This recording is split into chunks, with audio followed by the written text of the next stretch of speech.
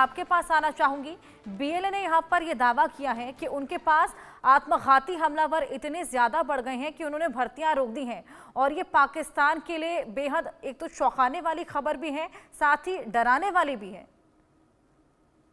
अच्छा, मुझे तो ये लगता है कि शायद उन्होंने अपनी भर्तियां इसलिए भी रोक दी कि शायद उनको अब ये खौफ हो गया कि वो बचने वाले नहीं है। मैं तो कम से कम इसको इस एंगल से देखता हूँ, क्योंकि आपने अपने इंट्रो में रिपोर्ट में बार बार ये तो आपने कहा और सही कहा कि इस सूबे का जो रकबा है वो वाकई हमारा 47% है, लेकिन उसके साथ ये बात भी ऐड करते हैं कि आबादी कितनी। तो इसकी आबादी इतनी कम है कि मतलब मैं आपको ये कहूँगा कि हम लाहौर शहर में रहते हैं, लाहौर शहर की आबादी को भी अगर आप बिल्कुल आधा कर दें तब जाके इस पूरे सूबे की आबादी होती। जब इतनी कम आबादी होगी तो इनमें वो ताकत कहाँ आएगी। ये एक सिर्फ एक मिलिटेंट किस्म का ग्रुप है, बैंड आउटफिट है, इनके पीछे बलोच अवाम है ही नहीं। और जिस तरह की कार्रवाइयां ये कर रहे हैं मतलब आपके सामने, तो ये बिल्कुल जो बलूचिस्तान की अपने उनके रस्म रिवाज चले आ रहे हैं, ये बिल्कुल उसके भी खिलाफ है, उसके भी खिलाफ है। तो मैं इसमें यही कहूंगा ये सिर्फ एक बैंड आउटफिट है। और ये चाहे आज़ादी की बात करें या जो भी करें बात, या बेशक हमारी आर्मी को कैंसर कहें, इनके कहने से कुछ नहीं होता क्योंकि इनकी कोई अहमियत नहीं है। और सबसे बढ़ के मैं समझता हूँ कोई भी स्टेट हो, अगर उसके अंदर कोई ऐसा मिलिटेंट ग्रुप है जो आपके कॉन्स्टिट्यूशन को नहीं मानता, जो आपकी नेशनल इंटेग्रिटी को नहीं मानता, आपकी आर्मी के खिलाफ हथियार उठाता है, तो उनको खत्म करना, उनको कुचल देना, इससे बेहतर कोई हल नहीं है। और मैंने इससे पहले भी एक शो में कहा है कि कल हमारी पार्लियामेंट के अंदर एक स्पेशल इजलास होने जा रहा है जिसमें फौज जितने भी हमारी सियासी जमातें हैं उनको एतमाद में ले रही है कि इनके खिलाफ अब हमने किस तरह कट थ्रोट किस्म की पॉलिसी के साथ आगे चलना है। क्योंकि एक बात हम सबकी समझ में आ गई है, हमारी इस्टेब्लिशमेंट और जितनी भी हमारी सियासी जमातें और अवाम भी, कि इनके खिलाफ अब एक ही हल है, हमें इनसे ज्यादा ऑफेंसिव होना पड़ेगा। बिल्कुल हुसैन, जे सोडी जी जिस तरीके से यहाँ पर लगातार बीएलए हमले करता चला जा रहा है, ऐसे में उन्होंने ठान लिया है कि हम अलग ही होकर रहेंगे। क्या लगता है आगे क्या होगा? जयंत हर्षा जी, ये मेरा सौभाग्य कि मैं आपके न्यूज चैनल और विख्यात को पैनलिस्ट के साथ हूं। बलूचिस्तान ने जब से पाकिस्तान में विलय हुआ है 1948 को, तब से बलूचिस्तान ने कभी अपने आवाम की कोई सरकार नहीं देखी है। जो भी वहां सरकारें बनाई गई, जो भी वहां मुख्यमंत्री बनाए गए, वो पाकिस्तानी सेना के बिठाए हुए लोग थे। हर्षा जी, पिछले एक दशक में 6 बारी बलूचिस्तान के मुख्यमंत्री को बदला गया है और 2018 में पाकिस्तानी सेना ने एक नई पॉलिटिकल पार्टी बनाई जिसका नाम है बलूचिस्तान अवामी पार्टी।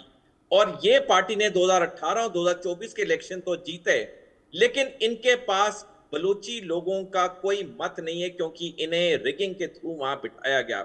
जो वर्तमान मुख्यमंत्री भी हैं बलूचिस्तान के, वो अपने घर और दफ्तर से बाहर निकलते नहीं, वो गांव शहरों में जाते नहीं, वो बलूची लोगों से मिलते नहीं। तो ये जो सरकार भी है बलूचिस्तान की इस वक्त, वो पाकिस्तानी सेना की बिठाई हुई है। तो 1948 से लेकर आज तक जो बलूचियों में आक्रोश है, पहला आक्रोश तो इनका ये है कि इन्हें जोर जबरदस्ती से जन इच्छा के विपरीत पाकिस्तान में विलय किया गया और उसके बाद कभी इन्हें रियल रिप्रेजेंटेशन सरकार में नहीं मिली। तो ये जो आक्रोश है ये इतना ज्यादा बढ़ चुका है कि ये कुछ समय की बात है कि बलूचिस्तान अपने आप को आजाद डिक्लेयर कर देगा। मैं आपके दर्शकों को बताना चाहूंगा, मौलाना फजलुर रहमान, जिसे मौलाना डीजल के नाम से भी जाना जाता है, जो कि पाकिस्तान के विख्यात राजनेता हैं, उन्होंने पाकिस्तानी संसद में पिछले महीने 18 फरवरी को बयान दिया कि बलूचिस्तान में 7 जिले हैं, 7 जिलों में से 5 जिलों पर बलूचिस्तान लिबरेशन आर्मी का पूरा कब्जा है। उन्होंने आगे ये कहा कि जिस दिन बाकी 2 जिलों पर भी बीएलए का कब्जा हो गया, उस दिन बलूचिस्तान अपने आप को पाकिस्तान से आजाद डिक्लेयर कर देगा। ये मैं नहीं कह रहा, ये कोई इंडियन मीडिया हाउस नहीं कह रहा, ये कोई इंडियन राजनेता नहीं कह रहा, ये पाकिस्तान का राजनेता कह रहा है जो कि सत्ता अलायंस का हिस्सा है और वो भी पाकिस्तानी संसद में। तो अगर पाकिस्तानी राजनेता ये बात कह रहा है पाकिस्तानी संसद में, तो आपके दर्शक खुद ही समझ जाएंगे कि बलूचिस्तान आजादी से कितना दूर है। बिल्कुल हुसैन, इतना विरोध होने के बाद भी क्यों पाकिस्तान अब बलूचिस्तान को छोड़ना नहीं चाहता? देखिए, ऐसी कोई बात नहीं है इसमें। मैं इसमें सिर्फ आपको यही कहूँगा कि ये बात सही है कि माज़ी में वहाँ पे हालात को सही तरह से कंट्रोल नहीं किया गया, जिसकी सबसे बड़ी मिसाल ये है कि मैं आपके सामने 2006 का इंसिडेंट रखता हूँ कि जब मुशर्रफ साहब थे यहाँ पे, तब जो वहाँ के एक बहुत बड़े सरदार थे अकबर बुगटी, जिस तरह से उनके खिलाफ कार्रवाई की गई, तो उससे बहुत ज़्यादा जो सेंटीमेंट थे वो वहाँ पे बहुत ज़्यादा खराब हो गया। तो ये यहाँ से इसकी बुनियाद पड़ी थी, एक केस को मिस हैंडल किया गया।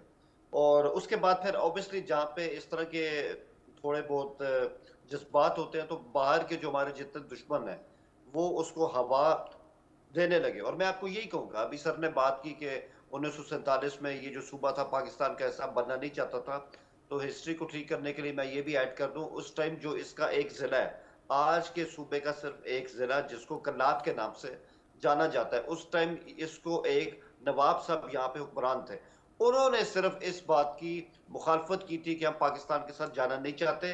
बाकी अगर आप उस जमाने का कोयटा देखें, उस जमाने का मकरान का इलाका देखें, या शुमाली बलूचिस्तान देखें, वो मुकम्मल तौर पे भारी अक्सरियत से अवाम ने पाकिस्तान के साथ जाने का फैसला किया था।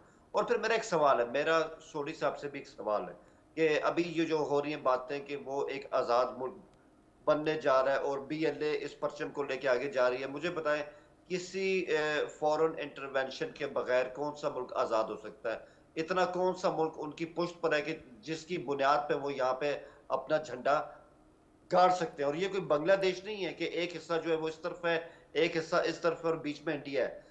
हमारा ये सूबा मुकम्मल तौर पे हमारे हर सूबों के साथ जुड़ा हुआ है, यहाँ पे हर चीज मुकम्मल तौर पे स्टेट के अंडर है। मुझे नहीं लगता कि ऐसी कोई चीज आगे होने जा रही है, ना अभी होने जा रही है, ना आगे होने जाएगी। इस तरह की इंसर्जेंसीज होती हैं, उनमें जो टेम्परेचर है वो ऊपर नीचे होता है, लेकिन बिलाखिर स्टेट की जीत होती है, क्योंकि स्टेट के जो वसाइल हैं, उनके जो रिसोर्सेज है, उनकी जो पावर है, इस तरह के जो मिलिटेंट किस्म के ग्रुप है, उनके आगे टिक नहीं सकते। बिल्कुल जय सोडी जी, यहाँ पर हुसैन फॉरेन इंटरवेंशन की भी बात कर रहे हैं, आप इसको लेकर क्या कहना चाहेंगे? हर्षा जी देखिए, जब अपने घर के अंदर ही दुख हो, लड़ाइयां हो, तो बाहरी ताकतें तो उसका इस्तेमाल करेंगी करेंगी। ये बार बार कह रहे हैं कि अफगानिस्तान से मोर्चे खोले जा रहे हैं पाकिस्तान के अंदर। जब पाकिस्तानी अपने चारों सूबों को इकट्ठा नहीं रख पाया, तो वो बाकी किसी विदेशी ताकत को क्यों वो ब्लेम करे? पहले तो उसे अपने गरीबान में झांकना चाहिए। आप सोवियत संघ का एग्जाम्पल लीजिए। 26 दिसंबर 1991 को सोवियत संघ जो महाशक्ति था, वो 15 छोटे देशों में टूट गया। युगोस्लाविया कितने छोटे देशों में टूट गया। यानी कि जरूरी नहीं होता कि एक सूबे को दूर होना चाहिए, जैसे बांग्लादेश था, ईस्ट पाकिस्तान था, तभी वो टूटता है। सूबे का इंटीग्रल पार्ट होते हुए, कॉमन बॉर्डर होते हुए वो टूट सकते हैं। मैंने सोवियत संघ और युगोस्लाविया का एग्जांपल दिया। तो पहली चीज तो पाकिस्तान सरकार और सेना को ये चीज देखनी चाहिए कि उनसे गलतियां कहां हुई। जब तक वो गलतियों को नहीं मानेंगे, जब तक वो अपनी गलतियों पे काम नहीं करेंगे, बाकी बाहरी ताकतों को ब्लेम करना तो सबसे आसान होता है। हर्षा जी देखिए, आज जिस मुकाम पे आप हैं, मैं हूं या जावेद साहब हैं, हमने कितनी मेहनत की इस मुकाम पे आने के लिए।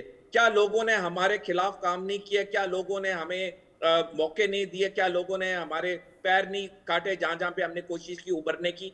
ये होता है जब भी कोई इंसान या देश उभरने की कोशिश करता है, अंदरूनी ताकतें होती हैं। लेकिन बजाय किसी को ब्लेम करने के लिए आदमी को अपने आप पे कंसंट्रेट करना होता है। सिमिलरली पाकिस्तान को बजाय दूसरे मुल्कों को ब्लेम करने के लिए उसे अपने आप को कंसंट्रेट करना चाहिए कि उनसे गलतियां कहां हुई और गलतियों को क्या वो सुधारना चाहते हैं। एक बड़ी एक प्रसिद्ध बात कही जाती है कि कोई मरीज जब डॉक्टर के पास जाता है और कहता है कि मेरी बीमारी ये, तभी तो डॉक्टर इलाज कर सकता है।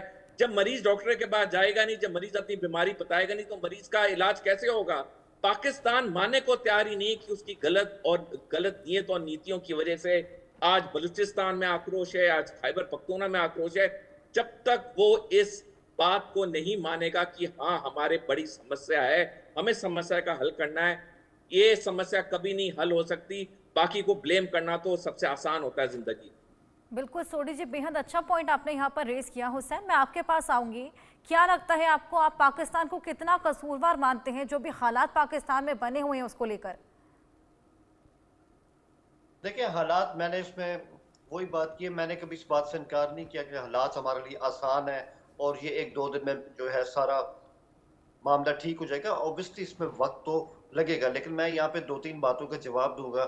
सर की पहली बात तो ये सर कि आपने बाल्कनाइज़ेशन की बात की, यूगोस्लाविया की बात की, तो बहुत फ़र्क है उन हालात में और यहाँ के हालात में, क्योंकि या तो यहाँ की सारी आबादी बीएलए के पीछे होती, बीएलए यहाँ पर एक तरह की नेशनल फ़ोर्स होती, उसके साथ सारे अवाम के सेंटिमेंट्स होते, तब जाके आप इस बात को कह सकते हैं कि हाँ, शायद यहाँ पे हालात वाक़ई ऐसे हो सकते हैं कि ये सेपरेट हो सकता है। तो यहाँ पे वो चीज़ नहीं है।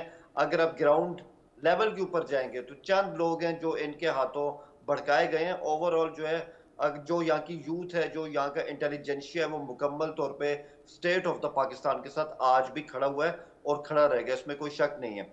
दूसरी बात मैं इसमें ये कहूँगा, देखें ये कहना बहुत आसान होता है कि फॉरेन इंटरवेंशन का सवाल उठा दिया तो आपने अपने ऊपर से सारा पल्ला झाड़ दिया।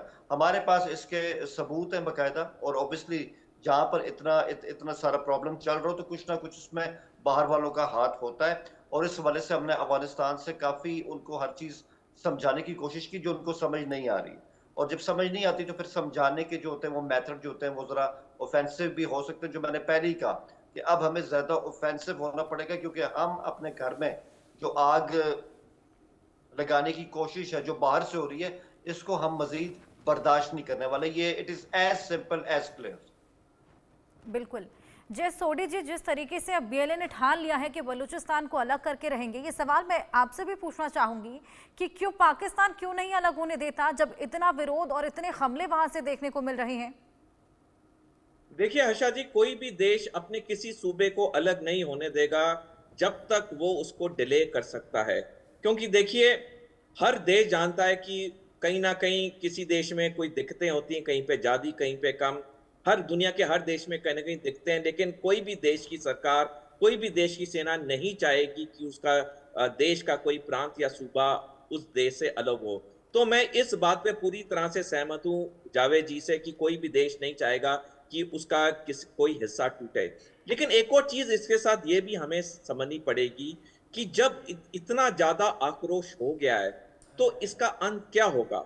जब ईस्ट पाकिस्तान, जो आज बांग्लादेश कहा जाता है, जब पाकिस्तानी सेना ने वहां पे जो अत्याचार किया है, और मैं आपके दर्शकों से अनुरोध करूंगा कि एक किताब जरूर पढ़ें, उसका नाम है द ब्लड टेलीग्राम, जो कि गैरी बास ने लिखी है।